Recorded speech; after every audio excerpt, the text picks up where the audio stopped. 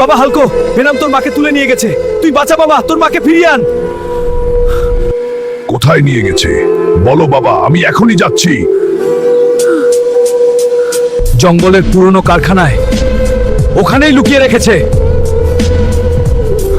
Venom, আমি আসছি। আমার মায়ের একটা চুলো ছুঁলে তোর শেষ। হালকো, দেরি করে ফেলেছিস। আমার মা কোথায়? এখনই ছেড়ে দে। তোর মাকে বাঁচাতে চাইলে আগে আমাকে হারাতে হবে। মা, ভয় পেও না, তোমার ছেলে বেঁচে থাকতে কেউ তোমাকে ছুঁতে পারবে না।